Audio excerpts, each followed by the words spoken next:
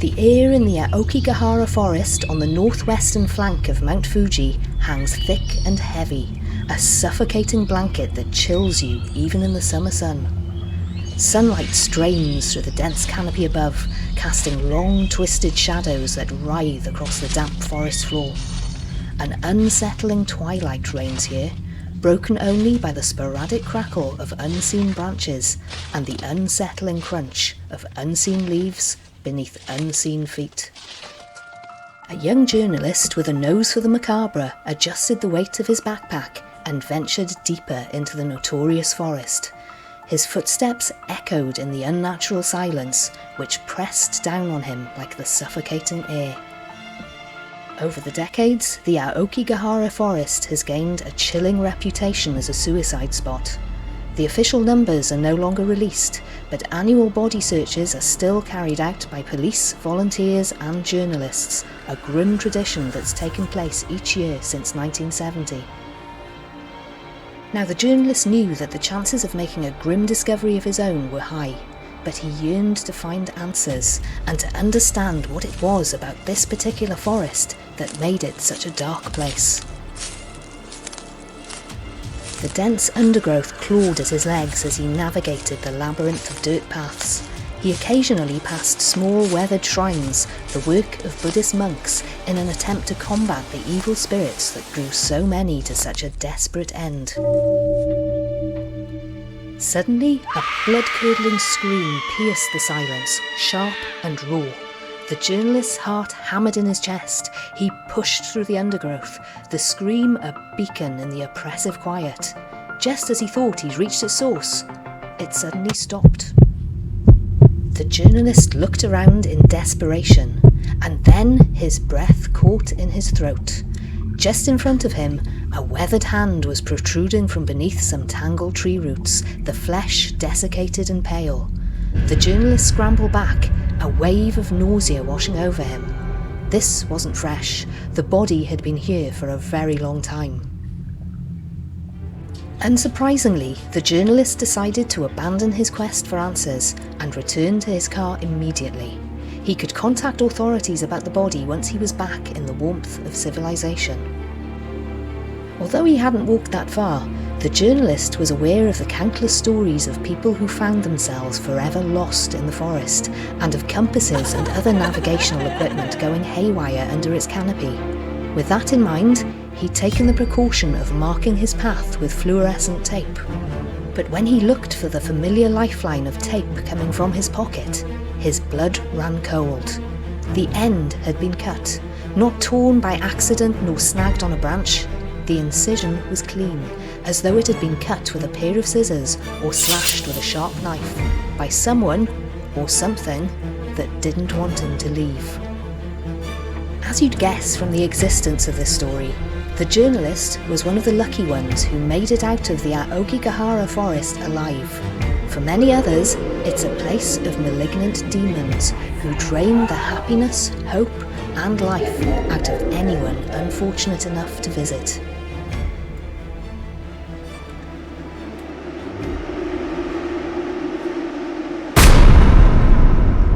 From the secret rituals of the ancient druids to modern-day campers who vanish without a trace, forests often form the setting for dark folklore and spine-chilling tales. In today's episode, we're journeying to some of the world's most haunted forests to uncover stories of paranormal activity, ghost sightings, and supernatural encounters that defy explanation. From the Japanese death forest, we now turn west to a chilling time slip in the Epping forest, before ending with a real-life horror story that's come to be known as Germany's Amityville. Ready to get spooked?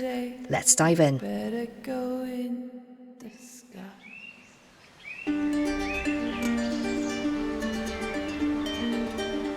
If trees could talk, the ones in Epping Forest could probably tell a few spine-chilling tales. Located in the southeast of England, this dense, ancient woodland sprawls across nearly 2,500 hectares, from Epping in Essex to Forest Gate in Greater London. With a thick canopy that all but blocks out the sun, this twilight world, just a stone's throw from the capital, has served many purposes over the centuries. A royal hunting ground, the refuge of highwaymen, and in the swinging 60s, a convenient dumping ground for the bodies of anyone who crossed paths with the Cray twins. It was mid-May 2020, and a local 33-year-old man by the name of Dan was making the most of the eased lockdown restrictions with a run through the Epping forest. It had been weeks since he'd had the opportunity to get active and build up a sweat, and the fine early morning weather, accompanied by some of his favourite music, made for quite a pleasant experience. The weeks of being stuck at home hadn't done much for Dan's fitness levels, and with that in mind, he decided to make life easier for himself with a shortcut that would take him past the Iron Age site of Loughton Camp. It was after this fateful decision that Dan's perfect morning began to deteriorate. The route took him deeper into the forest, the path narrowing, swallowing him deeper and deeper into the trees, and as the canopy of ancient oaks thickened, the once cheerful sunlight dimmed. Dan, out of breath, dismissed it as a trick of Mother Nature. Yet a prickling sensation crawled up his spine, and the music playing through his earbuds had been replaced by a rough, static sound. He took them out and listened. There was no birdsong, and not a breath of wind rustled through the trees. Instead, there was nothing but an unsettling silence. A primal fear welled up inside him, urging him to turn back, but he ignored the instinct and decided to push onward. And then it began, a faint rhythmic drumming, like a heartbeat, echoing from the earth itself. Accompanying it, the sound of marching feet all around him, but yet there wasn't a single living soul in sight. He made a grab for his phone, as though somehow having his hand on this modern piece of everyday life would put a stop to the paranormal torment. But in doing so, he sent it clattering to the forest floor with a scream shattered. When he looked up, a new horror awaited him. A choking fog had descended, and in the midst of it, Dan saw her. A towering figure cloaked in darkness, her hair a wild mane of crimson, and a cold expression on her face. Dan didn't stay around for introductions. He didn't need any. Having grown up in the area, he was well acquainted with the history of this ancient military camp and its connections to the legendary Boudica, queen of the Iceni tribe. He'd heard the rumours of ghostly happenings, but had always dismissed them as old wives' tales, until now. Shaken by what felt more like a confrontation than a haunting, Dan made his way home in record time, determined never to take that shortcut again.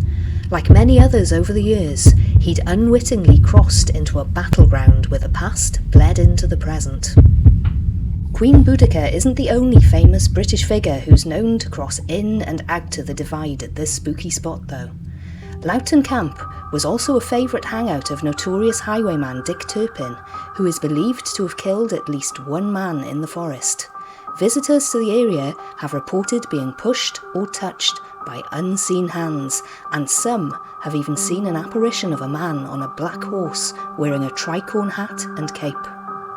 The Wake Arms Roundabout is another hotspot of paranormal activity, with rumours of not only a headless horseman, but also a headless biker, and a troubled spirit who's said to run out in front of vehicles, staring into the driver's eyes before disappearing right before them. And if you think staying in the car might be your safest bet when visiting the Epping forest, think again. Any place called Hangman's Hill is bound to have a grim past, and the one located in the Epping forest is no exception. Local legend has it that the spirit of a hangman still lurks in this area, and that this dark entity has the power to drag cars uphill. Those who've parked on a nearby slip road have reported the car rolling slowly upwards towards an ancient tree that was used to hang, depending on which version of the story you hear, either an innocent man or 3 local witches. Although there's a plausible explanation for what many would say is just an optical illusion, the Epping forest certainly isn't the kind of place you'd want to find yourself with engine trouble, or alone, on a dark, moonless night.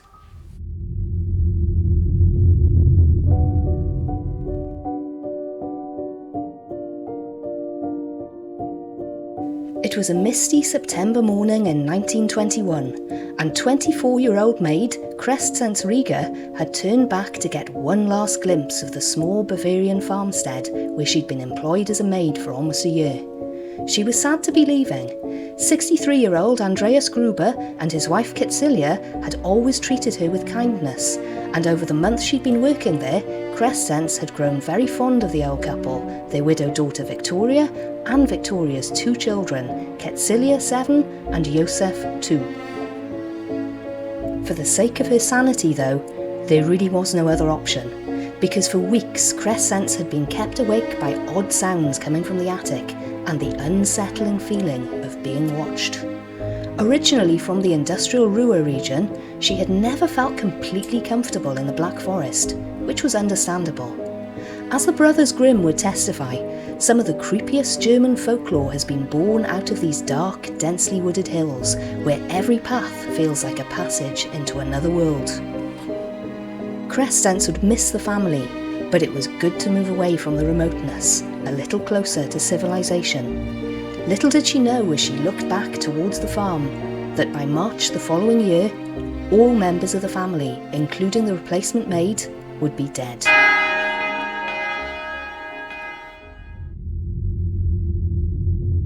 Six months later, neighbouring farmer Lorenz Schlittenbauer, along with a couple of other men from the village, visited the Gruber property with a growing sense of unease.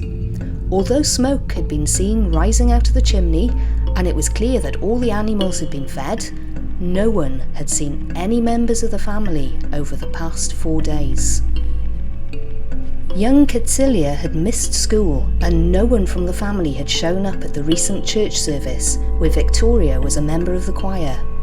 More ominously, post addressed to the Grubers had begun piling up uncollected at the local post office.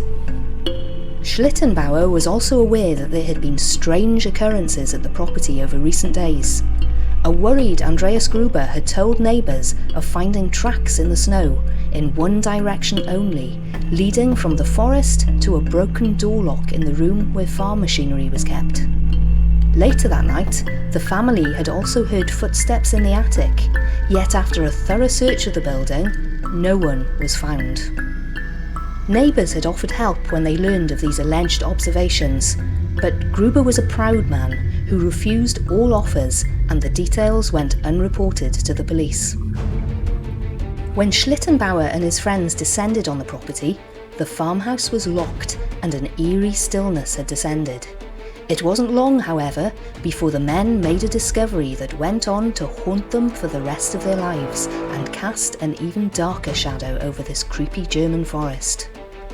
In a barn, piled up one on top of the other, were the bodies of Herr and Frau Gruber, their daughter Victoria, and young Kitzilia. It was evident that they had been lured inside one by one, only to meet the same grisly reception with a small axe known as a mattock. The bodies of their new maid Maria Baumgartner and 2-year-old Josef were found inside the house, killed in a similar fashion while they slept. Perhaps the most chilling aspect of this apparent mass murder, though, was that it soon became clear that the perpetrator had lived with the corpses of the 6 victims for 3 entire days. During this time, the family's bread supply had been cleared out, along with other food from the pantry, and the ashes in the hearth were still warm.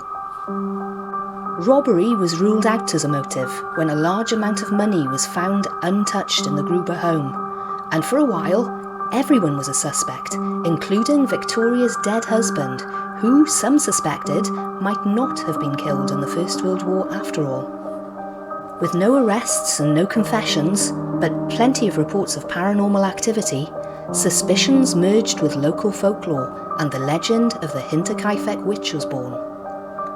The Gruber home was bulldozed soon after the murders, but the Black Forest remains a popular destination for dark tourists and ghost hunters, who often make a pilgrimage to the shrine that's been erected near the site of the original farmhouse. Over the years, the incident has come to be regarded as Germany's Amityville, a gruesome murder, a dark entity, and an unsolved puzzle that continues to cast a shadow over the collective consciousness.